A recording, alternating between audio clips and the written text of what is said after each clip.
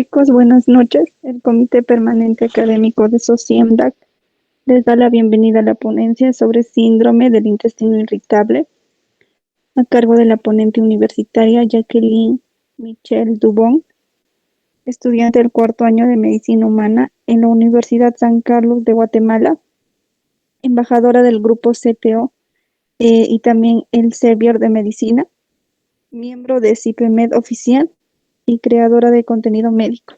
Antes de comenzar, chicos, mencionarles que deben estar atentos a una palabra clave que será anunciada por el chat a la mitad de la ponencia y también recordarles que es importante que esa palabra clave lo anoten, chicos, porque ya no lo vamos a volver a repetir.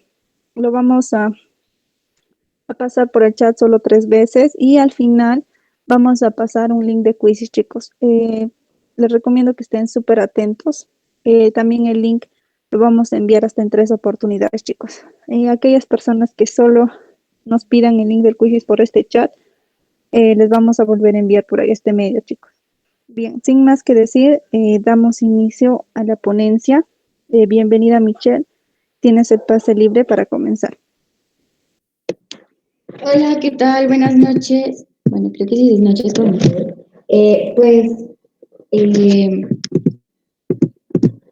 es un gusto para mí poderlos orientar un poquito en este tema, que es como bien importante.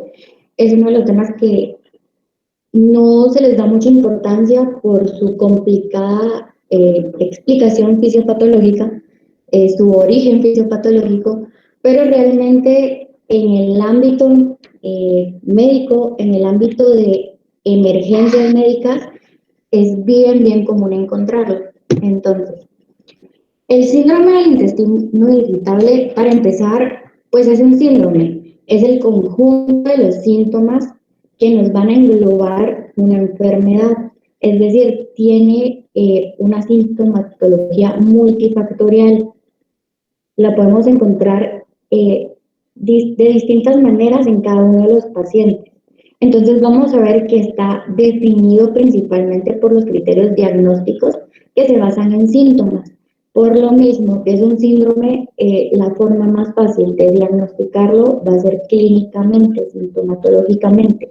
Y siempre tenemos que buscar pues otras causas orgánicas, otras patologías que nos pudieran explicar la sintomatología del paciente, pero si nosotros ya agotamos todas las ideas, todos los diagnósticos diferenciales y no encontramos una alteración orgánica específica que nos lleve a esos síntomas, entonces terminamos englobándolo en lo que es un síndrome del intestino irritable. Hablando un poquito de epidemiología, vamos a ver que pues esta patología va a tener una prevalencia del 10 al 20% de casos en adultos y en jóvenes a nivel mundial. Pues la edad de manifestación va a ir siempre de 30 a 45 años, es ya más una patología de edad adulta, y va a tener una relación con predominancia en mujeres, siempre de 2:1 o de 3:1. Cuando hablamos de que tiene altos costos de atención médica, vamos a hacer referencia a que la gravedad de los síntomas y la presentación de los síntomas de un paciente a otro va a variar, y de la manera también de diagnóstico en la que necesitamos descartar todo, necesitamos tratar causas multifactoriales, y entonces la presentación individual de cada paciente nos va a elevar los costos de atención médica. Cuando hablamos de la fisiopatogenia, vamos a ver que está compuesta de múltiples escenarios. ¿Por qué? Porque, como estábamos diciendo, engloba muchas sintomatologías. Entonces, nosotros podemos encontrar fisiopatogenias específicas para cada uno de los pacientes, pero lo que sí tenemos que tomar en cuenta es que todo tiene relación, ya sea si estamos hablando en hábitos intestinales, en relaciones psicológicas o de estrés para el mismo paciente. Entonces, Empezando por anomalías motoras gastrointestinales, vamos a ver primero que las anomalías motoras gastrointestinales nos van a tener una alteración cuando nuestro intestino está activo. ¿A qué se refiere esto? Cuando estamos en una etapa basal, donde no está llevándose a cabo ningún proceso, donde no se necesita que esté en función activa, no vamos a notar las alteraciones. Pero cuando está funcionando, cuando tendría que estar realizando las actividades, ahí es donde vamos a ver la variación, ¿sí? Cabe resaltar que la mayoría de las causas fisiopatológicas van a estar dadas por múltiples estudios que han demostrado cómo se encuentra o cómo vamos a ver una alteración en el paciente, ¿sí? Por eso es que tenemos como muchas, porque cuando nosotros evaluamos al paciente, le realizamos laboratorios, diagnósticos de imagen, vamos a encontrar ciertas coincidencias en lo que nos explicaría la alteración fisiopatológica. Entonces, fuera de que tenemos la alteración en el estado activo, vamos a ver que principalmente la alteración se va a dar postprandial, la vamos a encontrar 3 horas después de haberse alimentado. Y aquí es donde se mira un aumento en la actividad rectosigmoidea. La sintomatología de un paciente con el síndrome del intestino irritable anteriormente se clasificaba en un paciente que nos iba a hacer diarrea o un paciente que nos iba a hacer constipación. Actualmente tenemos estas dos clasificaciones más una clasificación mixta. Entonces, no todas las fisiopatologías se cumplen porque no todos los pacientes van a presentar un cuadro de diarrea, un cuadro de constipación o un cuadro mixto. Entonces, una anomalía motora gastrointestinal que está en un estado activo con un aumento de la actividad rectosigmoidea y con un aumento del tránsito colónico en lo que sería el colon transverso, el recto y el sigmoides, vamos a ver que nos va a crear un aumento de la actividad y por ende nos va a dar el origen para uno de los principales factores fisiopatológicos de un síndrome del intestino irritable diarreico. Tenemos también como posible origen fisiopatológico la hipersensibilidad visceral. Y aquí es bien, bien importante que resaltemos que un paciente que va a tener hipersensibilidad va a ser específicamente visceral. Un paciente no va a tener alteración somática, simplemente en la inervación visceral es donde se va a ver que es más sensible. Y esto es lo que lo caracteriza. Ahí es donde establecemos que el síndrome del intestino irritable, es decir, es más sensible, tiene umbrales más bajos, hablando propiamente de lo que es visceral. Somático no aplica para esta hipersensibilidad. Entonces, cuando hablamos de la hipersensibilidad visceral, vamos a ver que el dolor va a iniciar en la mayor parte de los casos, aproximadamente en el 74% de los pacientes, cuando el bolo alimenticio penetra al ciego. Y aquí es donde sigue haciéndonos énfasis que el aumento de la sensibilidad, que el punto donde inicia la sintomatología de nuestro paciente es postprandial, ¿sí? Entonces, y por lo mismo, la mayoría de los casos vamos a ver que el dolor, la sintomatología, los problemas del paciente van a resolver cuando éste esté en ayuno. Y entonces aquí es una clínica bien importante que tenemos que saber identificar para orientar nuestra evaluación, nuestro interrogatorio con el paciente. ¿Qué es lo que desencadena el dolor y en qué momentos lo inhibe o cuándo es que limita su presencia? Entonces, la hipersensibilidad va a iniciar con la penetración del bulbo alimenticio al ciego y va a presentar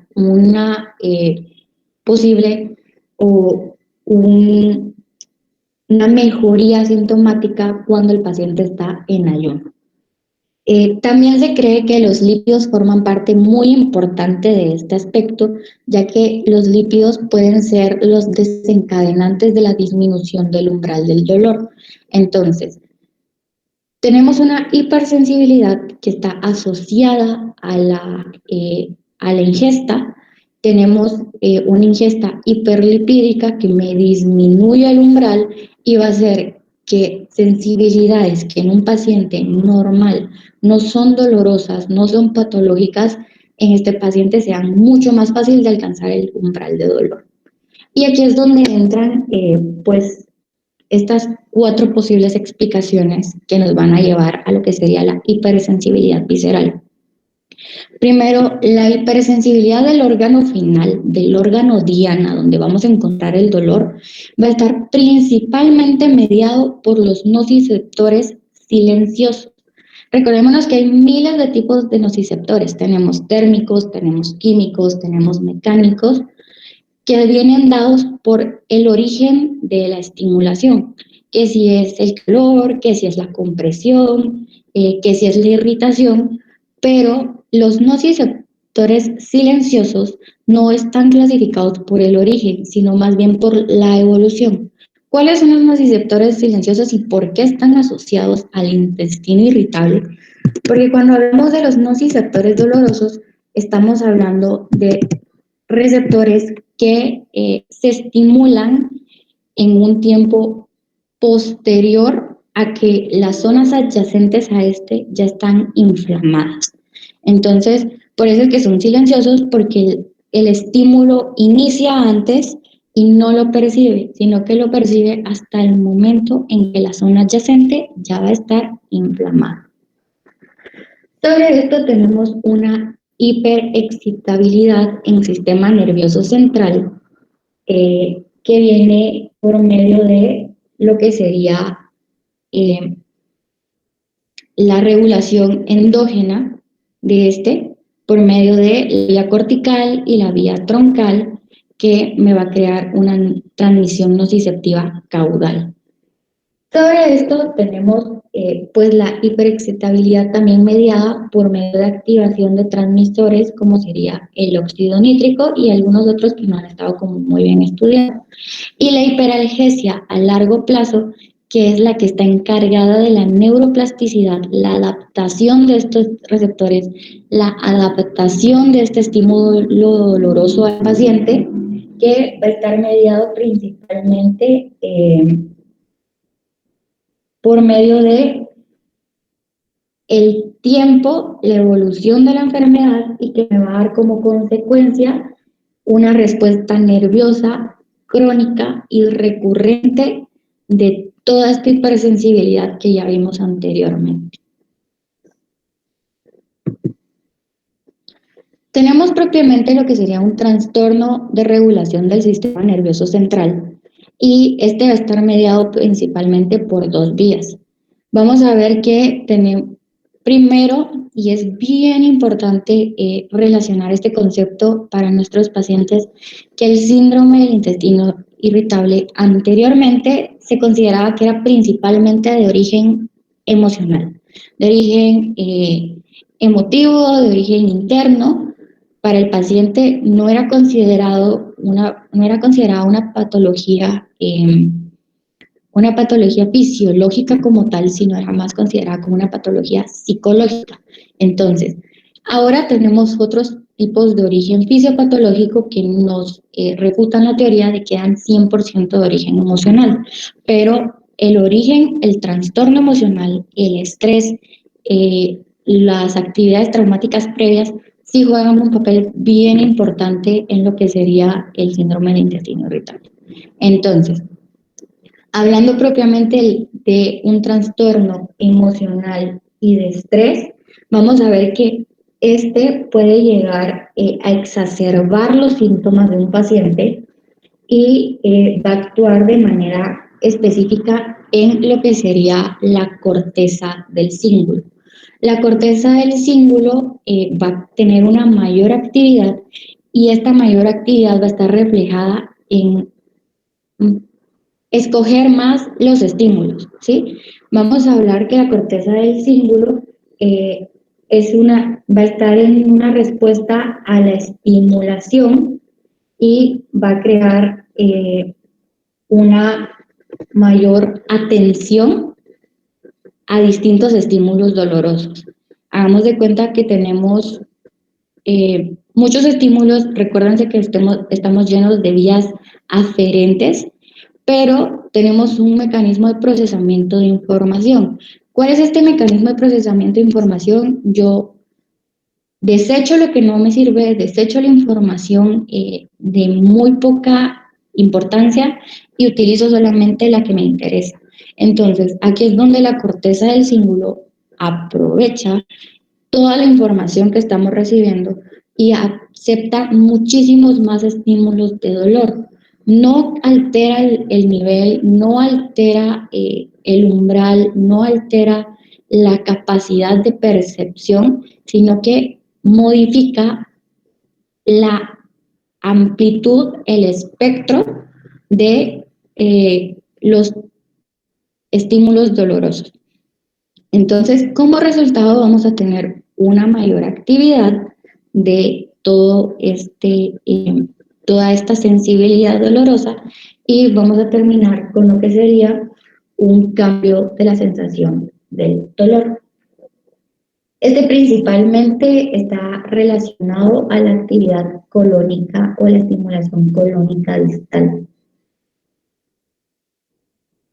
Y tenemos pues la otra vía que no es una vía aparte, sino que trabajan como en conjunto, que está mediada por lo que es el lóbulo prefrontal, que va a ser como la red de vigilancia del cerebro. ¿Qué es lo que va a pasar aquí? Se va a mantener en alerta y va a incrementar este estado. Entonces, estoy percibiendo o le estoy poniendo más atención a todos los estímulos que están sucediendo y les voy a poner mayor atención a estos. Recibo más y los priorizo. Y entonces, como consecuencia de recibir más estímulos, de priorizar la atención hacia este estímulo doloroso, voy a tener una mayor percepción del dolor visceral, ¿sí? Y pues las manifestaciones psicológicas anormales o que voy a conseguir en relación a trastornos emocionales y de estrés van a ser la distensión visceral, la reactividad motora del colon e intestino delgado y menores umbrales sensitivos. Aproximadamente el 80% de los pacientes que tienen síndrome del intestino irritable van a poder ser identificados con algún rasgo psiquiátrico psicológico de algún trastorno emocional previo, de algún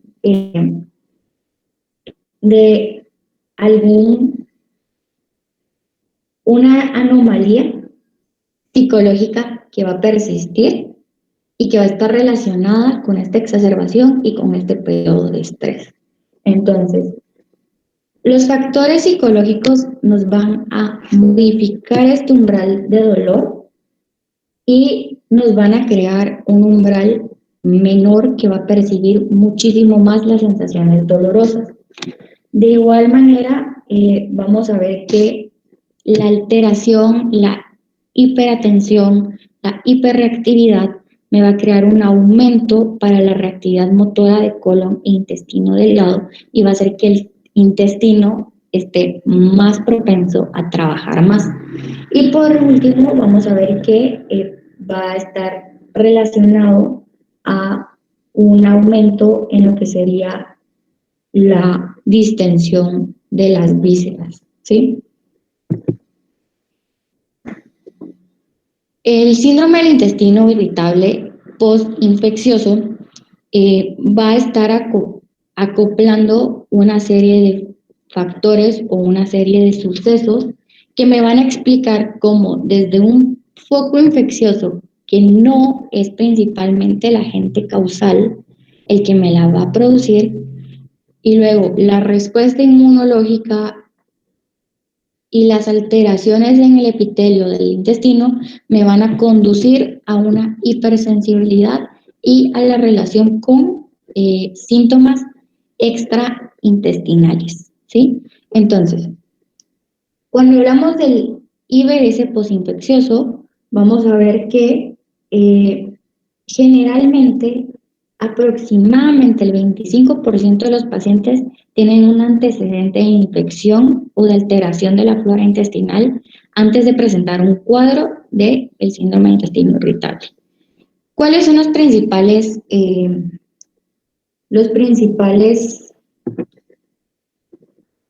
microorganismos que intervienen en la infección inicial?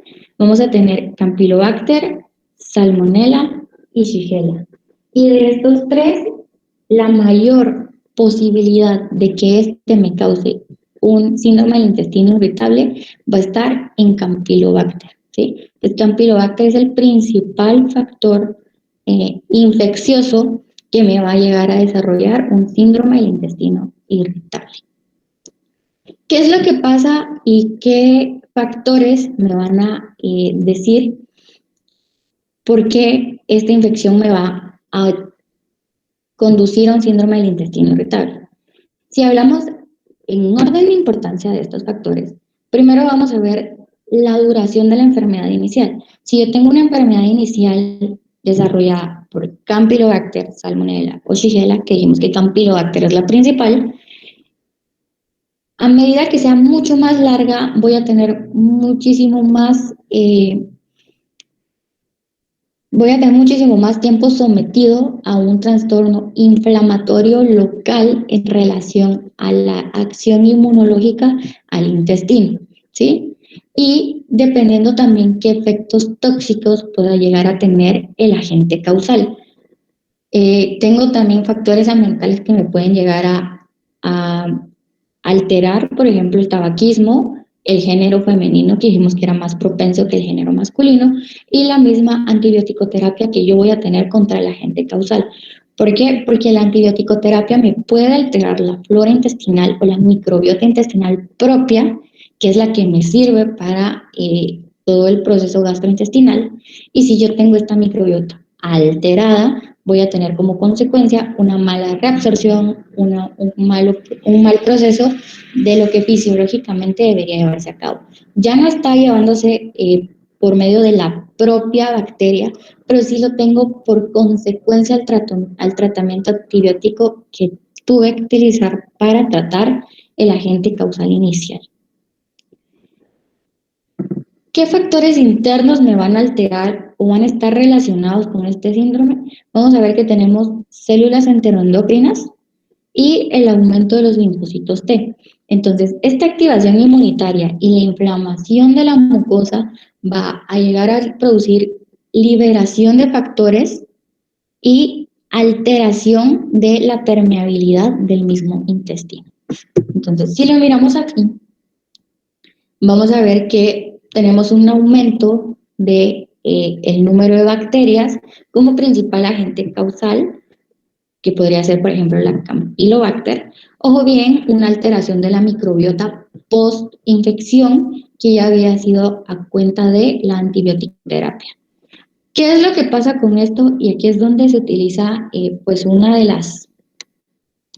donde utilizamos uno de los diagnósticos de descarte que realmente no es como muy confiable, pero se utiliza lo que sería la detección de hidrógeno de lactulosa en el aliento.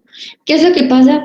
La fermentación bacteriana, por el aumento del número de bacterias, me va a producir gas y esto es lo que yo utilizo para ayuda diagnóstica. Entonces, tengo un aumento de bacterias que me van a alterar el nivel de la microbiota que yo normalmente tengo y por esto voy a tener una respuesta inmunitaria. ¿Cómo va a seguir esta respuesta inmunitaria o qué va a pasar con esta respuesta inmunitaria? Voy a tener la liberación de factor de necrosis tumoral y las interleuquinas, principalmente 4, 5 y 13. Esta liberación me va a producir dos consecuencias. Primero, voy a tener una reacción inflamatoria local, ¿sí? Que me va a crear una alteración en la permeabilidad de lo que sería el epitelio del intestino. Y sobre esto voy a tener una acción en los mastocitos que se van a degranular y van a poder liberar lo que serían los transmisores como serotonina, histamina y proteasas. Esta degranulación va a tener dos consecuencias de igual manera. Van a llegar a actuar a lo que sería la fibra nerviosa local, produciéndome una hipersensibilidad que va a producir dolor en una contracción normal, una contracción muscular del músculo liso del intestino, que podría ser un movimiento normal en un intestino de una persona que no está sometida a esta hiperdegranulación. Pero como tengo aumento de estos neurotransmisores en este punto local de la fibra nerviosa, esta contracción me va a producir dolor. Sobre esto, recordemos que anteriormente habíamos dicho que la permeabilidad se va a alterar. Esta permeabilidad alterada, esta barrera fracturada, va a permitir el paso de estos productos de la degranulación hacia la sangre, hacia el torrente sanguíneo. Entonces, las citoquinas no solamente van a actuar en lo que sería puntos locales, sino que van a pasar al torrente sanguíneo y me van a quedar los síntomas extra gastrointestinales, ¿sí? Y de igual manera, como tenemos alteración en el medio de barrera, alteración en la permeabilidad, las funciones de reabsorción y de tránsito por todo lo que sería el epitelio se van a ver alteradas.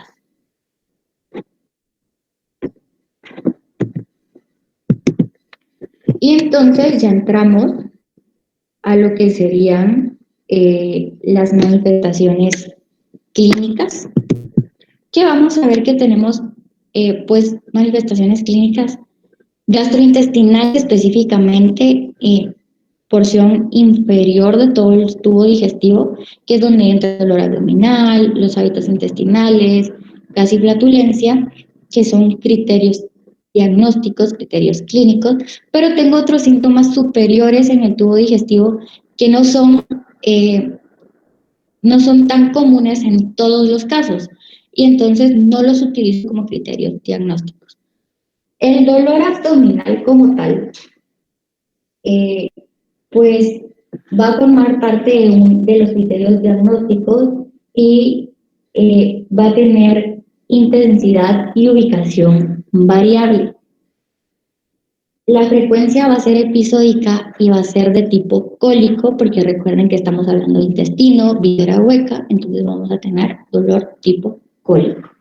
Entonces, va a ser variable en cualquiera de nuestros pacientes y un paciente lo puede referir como muy fuerte y algunos lo pueden tener tan leve que no puede ser perceptible. El dolor abdominal va a ser mayormente en tiempos de vigilia, porque recuérdense que el desencadenante principal va a ser la alimentación. Entonces, los periodos en los que este me va a desencadenar dolor va a ser tiempo de vigilia.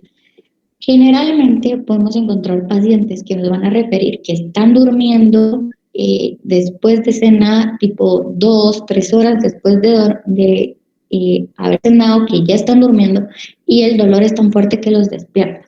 Entonces no debemos de confundir esto porque pues el dolor, aunque aparece casi siempre en horas de vigilia, sí podría aparecer en horas sueño. Pero por lo mismo de temporalidad, mi paciente cena a las 7 de la noche y a las 8 ya está durmiendo, entonces sí es posible que lo pueda despertar un dolor a las 9 de la noche. Pero el ciclo del dolor va a ser más que nada en tiempos de vigilia. El dolor, como lo habíamos dicho, exacerba con las comidas. También tiene relación con estrés, em, dolor emocional como tal, pero va a resolver con la defecación, ¿sí? Resuelve siempre con defecación. ¿Por qué? La inanición no me resuelve el dolor, sino que lo previene, evita que este dolor se produzca, ¿sí? Porque si yo ya comí y luego paso horas sin comer, el dolor de la ingesta que ya se tuvo va a seguir. ¿En qué momento se va a resolver este dolor a causa postprandial? Hasta la defecación, ¿sí? Eh, Otros de las manifestaciones van a ser las alteraciones de los hábitos intestinales, y cuando hablamos de esto es la manifestación clínica más constante, más importante, de mayor importancia diagnóstica en el síndrome de intestino irritable, ¿sí? ¿Qué va a pasar aquí? Recuérdense que dijimos que vamos a ver casos de pacientes que van a presentar diarrea y casos de pacientes que van a presentar estreñimiento, casos de pacientes que van a presentar alteraciones mixtas, pero siempre va a haber una alteración en el hábito intestinal del paciente. Y tenemos lo que sería el gas y la flatulencia, que pues es como algo contradictorio y por eso no lo utilizamos 100% como criterio diagnóstico, sino que solo los tomamos en cuenta para evaluar al paciente, porque no se sabe si realmente es que el paciente esté produciendo mayor gas, esté teniendo flatulencias más molestas, o realmente el umbral de percepción de este haya bajado, la capacidad de selección de este haya aumentado, y por eso el paciente sienta que está teniendo pues más de lo normal. Y de ahí cuando hablamos de los síntomas de la porción superior del tubo digestivo, entonces ya vamos a ver que son de menos recurrencia, solamente del 25 al 50% de los pacientes lo presenta, y vamos a estar hablando de manifestaciones como lo sería la dispepsia, la pirosis, la náusea y el vómito, que no son tan específicas como lo sería principalmente alteraciones de los hábitos intestinales acompañados de dolor abdominal. Y entonces entramos a los criterios diagnósticos, que el principal o el que más se utiliza para diagnosticar el síndrome de intestino irritable son los criterios diagnósticos de Roma 2, ¿sí? Siempre son criterios diagnósticos clínicos, porque dijimos que mi paciente va a estar enmarcado en un cuadro sindrómico clínico. ¿Puedo realizar pruebas de laboratorio para diagnosticar? Para diagnosticar el síndrome del intestino irritable como tal, no hay una prueba de laboratorio que me diga el paciente está positivo para el síndrome del intestino irritable. O yo mire la elevación de algún marcador y diga sí es síndrome del intestino irritable. Pero sí me sirve para ir eliminando diagnósticos diferenciales y quedarme, por último, con el síndrome del intestino irritable. Entonces, para que los criterios diagnósticos de Roma 2 sí sean verídicos, tenemos que ver que los dolores o las molestias abdominales en el paciente tienen que ser recurrentes por al menos 3 días en los últimos 3 meses, que esté relacionado con 2 o más de los datos que estamos viendo acá. Primero, que mejore con la defecación, porque dijimos que es el momento de resolución del dolor, y que esté relacionado con cambios en la frecuencia de la defecación o en la forma de las heces, ¿sí? Entonces, mejora con defecación relacionado con la frecuencia y con la forma de las heces, pero tienen que estar en al menos 3 días, en al menos 3 meses, con 2 o más de estos. Tenemos otros criterios diagnósticos, pero no son tan eficaces o no son tan predictivos para negativo y positivo como el Roma 2, donde están los de Meining, los criterios de Roma 3, que si se dan cuenta, sí comparten la mejoría con la defecación, porque dijimos que es el de resolución definitivo, y pues tiene también relación con lo que sería evacuaciones en tiempo y en consistencia. Pero si se dan cuenta, Meining tiene la distensión abdominal visible, que dijimos que no siempre se cumple porque a veces solo es el umbral el que disminuye, y tienen el tenesmo, que tampoco se cumple el 100%. Y en los criterios de Roma 3, lo único que cambia es que vamos a ver que tienen que haber empezado al menos 6 meses antes del criterio diagnóstico.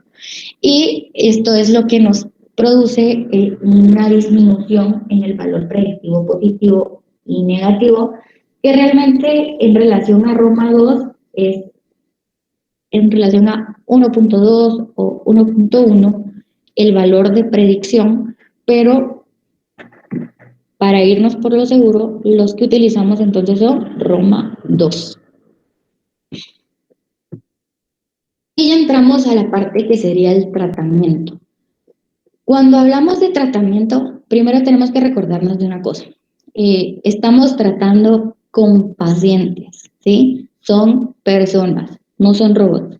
Entonces, antes de iniciar cualquier tratamiento farmacológico, nos vamos con plan educacional y con atención al paciente, ¿sí? Antes de tener una medicina en evidencias, nos vamos en una medicina en atención al paciente. ¿Cómo empezamos aquí? Primero, tranquilizamos al paciente porque los cuadros de los pacientes a veces son de inicio tan agudo que el paciente llega asustado, llega alterado. A eso súmenle que está relacionado con exacerbaciones psicológicas. Entonces, primero tenemos que tranquilizar a nuestro paciente dándole el diagnóstico y orientándolo y explicándole cómo es que se produce este síndrome, ¿sí? ¿Por qué es que sucede y qué alteraciones va a tener a causa de este síndrome? De ahí, recordar que siempre antes de curar tenemos que prevenir casos. Entonces, como ya vimos que la alteración va relacionada a la ingesta, voy a orientar a mi paciente a que tenga una dieta mucho más sana, ¿sí? Que tenga menos consumo de lípidos, porque dijimos que los lípidos disminuyen el umbral del dolor.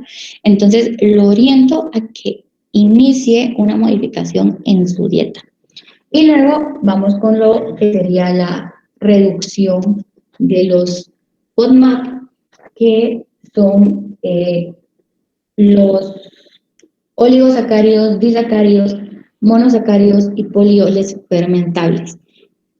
¿De qué estamos hablando aquí? Los FODMAP casi no se absorben en el intestino delgado. Entonces lo que pasa es que van a llegar al colon, que van a fermentar, van a producir gases y van a actuar de una forma osmóticamente activa. Entonces, van a alterar el nivel osmótico de las heces y van a producir gases. Entonces, me van a aumentar o van a propiciar una sintomatología mayor del paciente. Entonces, lo principal, después de que lo oriento, después de que lo explico, después de que le tranquilizo, es indicarle que tiene que reducir los que serían los FODMAP. ¿Cuáles son estos? Estamos hablando de lactosa, de fructosa, de sorbitol, que van a pues, producir lo que dijimos que serían alteración en la osmosis y producción de gases. Luego, pues ya iniciamos lo que sería más un tratamiento farmacológico y aquí es donde, pues nuestra primera vía va a ser sustancias voluminógenas que van a estar relacionados con lo que sería regímenes alimentarios ricos en fibra, ¿sí?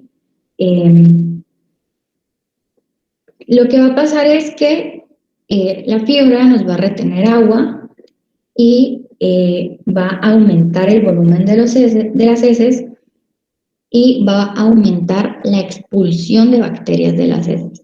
Entonces voy a tener una aceleración en el tránsito colónico, voy a fijar agua a lo que serían las heces y voy a ayudar a mi paciente en su periodo de sintomatología de constipación. ¿Qué es lo recomendado que le voy a dar al paciente? Sería aproximadamente de 20 a 30 gramos de fibra diarias para solucionar el problema. Esto también puede ayudar a resolver lo que sería las flatulencias, pero en caso de que las flatulencias no vengan relacionadas por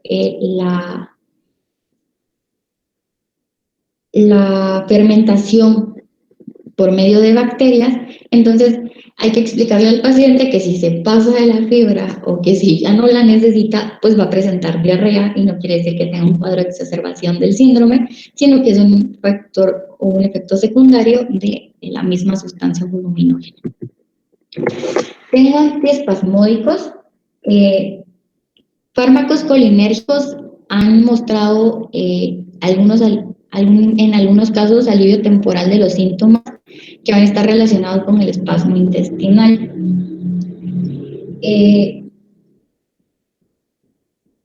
Algunos estudios han demostrado que los anticolinérgicos van a inhibir el reflejo gastrocólico y por tanto van a solucionar los problemas postprandiales, ¿sí? Entonces, generalmente se les sugiere a los pacientes que lo ingieran 30 minutos antes de lo que serían las comidas para que se alcancen las concentraciones eficaces antes del momento en el que iniciaría el dolor, que dijimos que es cuando el bolo alimenticio penetre a lo que sería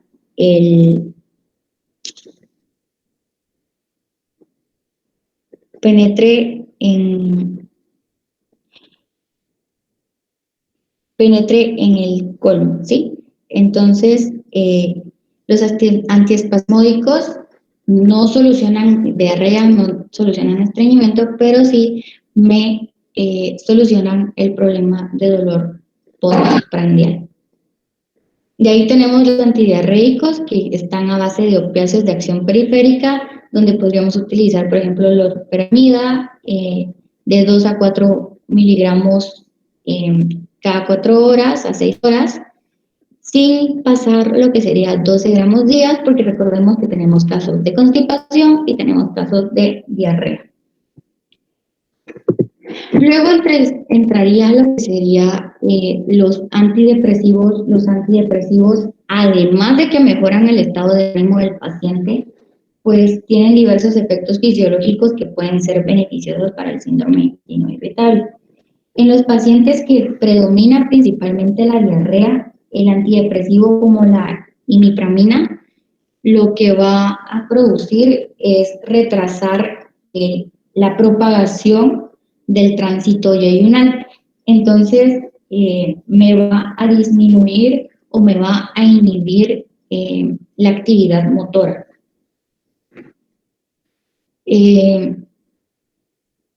Algunos estudios sugieren que los tricíclicos también pueden modificar la actividad nerviosa en relación a la actividad nerviosa visceral. Y pues también se ha dicho que tienen mayor rapidez actuando a dosis más baja. Y se ha estudiado el fármaco IBS-C, que actúa como recaptadores de la serotonina, que lo que van a hacer es acelerar el tránsito bucodental y que van a solucionar problemas de síndrome de intestino irritable en lo que sería constipación, ¿sí? De ahí tratamientos contra flatulencias, pues primero nos vamos a lo que es resolución, nos vamos a lo que sería prevención del paciente y entonces lo orientamos, como ya habíamos visto, a disminuir el consumo de alimentos que me produzcan una mayor fermentación y un aumento de los gases. Puedo utilizar antibióticos para el tratamiento de las flatulencias, pero realmente el tratamiento de estos es más que nada estudios y no son como muy utilizados. Y también se puede utilizar lo que serían enzimas pancreáticas, porque estas me van a ayudar a lo que sería el proceso digestivo y van a disminuir los alimentos que lleguen a fermentarse en lo que sería colon. Modulación de la flora intestinal. La antibioticoterapia va a beneficiar a un grupo de los pacientes que presenten síndrome del intestino irritable y va a modular, va a regular qué bacterias o en qué cantidad van a estar en lo que sería la microbiota. Tenemos los probióticos, que son los que todo el mundo conoce, que son los que aumentan la microbiota intestinal, que son buenos para el organismo, pero el único antibiótico que está estudiado y que está comprobado que puede ayudar a modular la flora intestinal es la rifaximin, ¿sí? La rifaximina es no absorbible y es el mejor estudiado para el tratamiento. Entonces, si en algún caso los probióticos no funcionan, mi paciente está teniendo alteración de la microbiota intestinal que vimos que me va a conducir a manifestaciones extra gastrointestinales, a inflamación localizada, alteración de la permeabilidad, alteración del tránsito, y necesito como última línea darle un antibiótico, le voy a dar rifaximina. Ningún otro antibiótico está utilizado y aprobado para el uso de este. Y de ahí tengo los que son agonistas y antagonistas de los receptores de serotonina, que vamos a tener dos vías de tratamiento. Estos se utilizan más contra lo que sería el síndrome gastrointestinal diarreico, y lo que va a producir es que regula y disminuye la actividad procinética visceral, va a relajar lo que sería todo el tránsito colónico, va a relajar el recto, la distenibilidad del recto, y por ende me va a disminuir y me va a contrarrestar el síndrome intestino irritable diarreico. Además de que también puede llegar a disminuir la percepción dolorosa. Y por último tengo estos dos tipos de fármacos que la verdad es que no están como utilizados en la mayor parte de los casos, son como más de estudio, y aquí es donde tenemos activadores de los conductos de cloruro, como la lubipristona, y lo que va a hacer es un desplazamiento pasivo del sodio y de agua que me van a tener como resultado regular la cantidad de estos hacia el interior del intestino, y me va a dar como resolución a lo que sería el estreñimiento, pero como consecuencia voy a tener náusea y voy a tener diarrea. Es lo mismo que un voluminógeno, me aumenta la capacidad de producir heces, me aumenta el tránsito de este, pero como consecuencia, si la dosis no está bien regulada, si ya no lo necesito, voy a tener diarrea. Y por último, tengo los agonistas de la guanilato ciclasa, donde tengo la linaclotida, que va a ser un agonista de este, y no es absorbible, se va a fijar al epitelio intestinal y va a generar GMP cíclico, activando la estimulación de secreción de sodio y bicarbonato. Entonces, voy a tener mejora en lo que sería defecaciones espontáneas, timpanismo y dolor abdominal. Pero este no se ha utilizado mucho. En teoría este mejoraría el estreñimiento, pero tampoco es como 100% estudiado. Entonces, en resumen, cuando hablamos de tratamiento farmacológico, pues el tratamiento farmacológico se orienta al origen de la fisiopatogenia de este paciente, pero los fármacos realmente no se utilizan. No no son muy utilizados fármacos como estos últimos que vimos, que activadores de los conductos de cloruro, que agonistas de la guanilata ciclasa, que antidepresivos, tratamientos contra la flatulencia, porque siempre vamos y tratamos desde el origen, que sería la alimentación, para que mi paciente prevenga todos estos casos. Si en todo caso necesito, entonces nos vamos con sustancias voluminógenas para ayudar a constipación o nos vamos a lo que sería antiespasmódicos para disminuir diarreas. O si no, modulamos la microbiota primero con probióticos y si no, me voy a antibiótico, que dijimos que el único que se puede utilizar es la rifaximirina. Entonces, el esquema terapéutico sería este. Inicio cuando mi paciente tiene manifestaciones poco intensas, lo tranquilizo, le modifico dieta y espero a que con eso solucione. Si tiene un síndrome de intestino irritable de constipación, pues le doy fibra, le doy osmóticos. Si tiene una diarreica, le doy ya enteroactivas como un antiespasmódico para prevenir esta misma. Si ya tiene un estreñimiento crónico, entonces ya promuevo el movimiento de agua y de sodio hacia el intestino con los activadores de los conductos de cloruro o con los agonistas de guanilato ciclasa. Y si en todo caso tienen gases y timpanismos, primero me voy con la dieta, soluciono desde la prevención. Si no soluciono, me voy con probióticos para disminuir la fermentación en colon. Y si no soluciono, termino con la rifaximina, que sería el antibiótico. Entonces, pues eso sería todo por la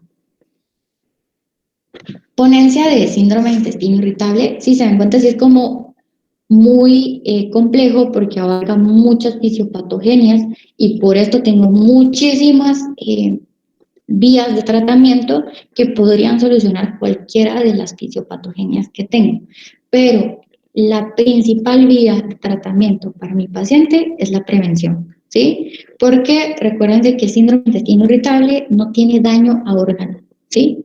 Es más que nada clínico sintomático, entonces prevengo que mi paciente llegue a tener esta clínica por consecuencia de estrés, por consecuencia de procesos traumáticos previos o por consecuencia de una mala dieta, ¿sí? Entonces les voy a dejar en esta diapo para que ustedes la puedan, le puedan tomar captura, porque esta sí es como el esquema bien ordenadito.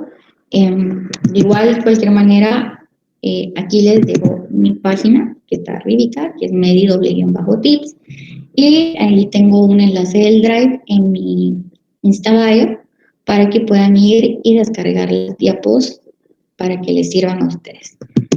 Y no sé si alguien tiene alguna duda o algún comentario. Muchas gracias por la ponencia, Michelle. Estuvo muy excelente. Chicos, si tuvieran alguna pregunta, por favor, déjalo en el chat. Y como ya comentó la ponente, le pueden etiquetar. Y ella gustosa estará enviando sus diapositivas.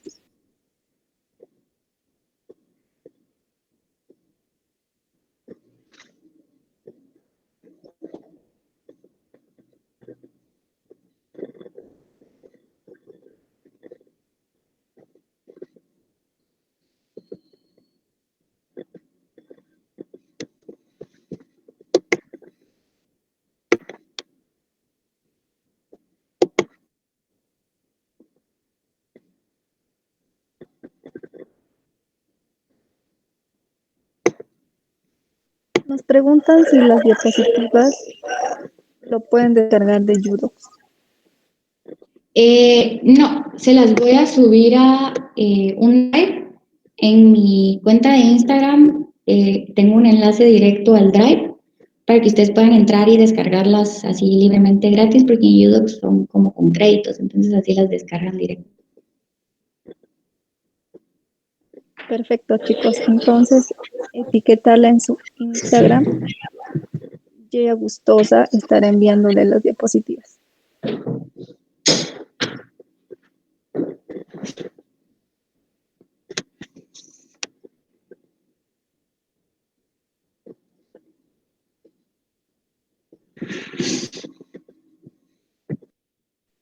Bien, creo que no habría más dudas sobre la ponencia. Te agradecemos por apoyarnos con esta ponencia, Michelle. Estuvo muy excelente, bien entendible y esperamos contar con tu apoyo en futuras ponencias. Quizás unas últimas palabras, por favor. Pues muchas gracias a todos ustedes, a ustedes por la invitación, a todos los demás pues por la atención prestada. Espero que les haya servido mucho y pues vayan a estudiar, que uno nunca termina de aprender. Que tengan feliz noche. Muchas gracias, Michelle. También agradecemos a los asistentes por haber asistido a esta ponencia, los agradecemos bastante. Y en estos momentos vamos a pasar a enviar el link del quiz, chicos. Muchas gracias.